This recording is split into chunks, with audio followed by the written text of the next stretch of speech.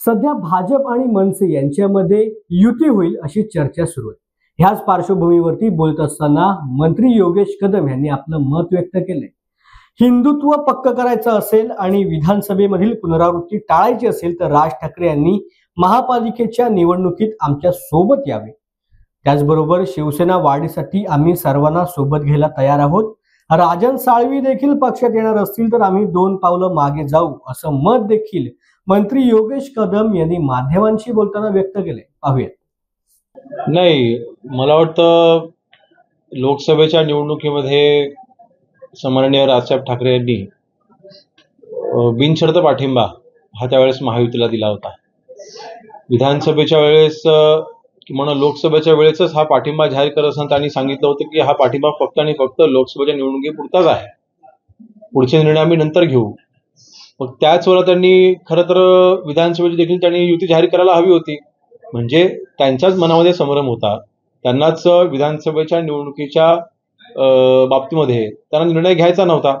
त्यामुळे आता सन्माननीय एकनाथ शिंदे साहेबांवरती आरोप करून मला वाटतं आपण कुठेतरी येणाऱ्या ज्या स्थानिक स्वराज्य संस्थांच्या निवडणुका आहेत, आपलं ध्येय जर का एकच असेल, हिंदुत्व जर का तुमचा खरा मुद्दा असेल, तर मला वाटतं आपण हिंदुत्ववादी पक्षाच्या सोबत किंवा हिंदुत्ववादी युतीसोबत आपण आलं पाहिजे असं आमचं प्रामाणिक मत आहे।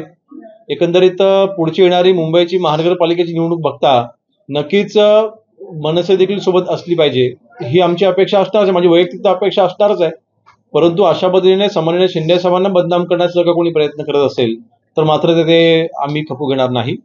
दुसरा विषय, आज महायुती महाराष्ट्रामध्ये कार्यरत असताना इतकं मोठं मताधिक्य ज्यावेळेला महायुतीला मिळालेलं आहे, शिवसेनेचे आम्ही जवळपास आज 60 आमदार म्हणजे 57 आमचे शिवसेना पक्षाचे म्हणजे धनुष्यबाणाचे निवडून आलेले आमदार आणि 3 अपक्षांचा आम्हाला असलेला पाठिंबा, असे 60 आमदार शिवसेनेचे महाराष्ट्रामध्ये आहेत।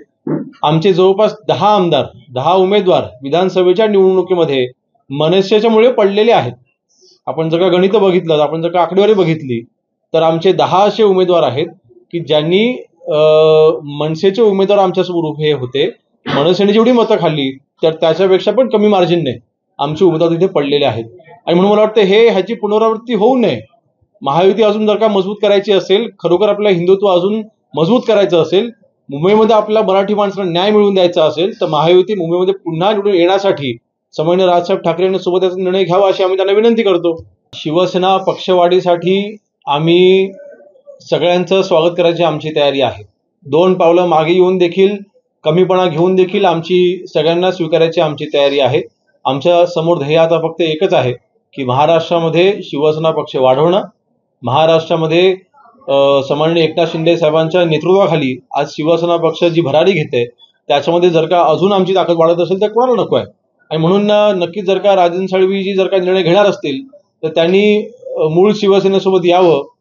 त्यांनी काय निर्णय घेतलाय, ते भविष्यामध्ये काय निर्णय घेतील या बाबतीमध्ये मी काय बोलू शकणार नाही, परंतु जर का ते निर्णय घेत असतील तर नक्की त्यांचं शिवसेनेमध्ये स्वागत आहे।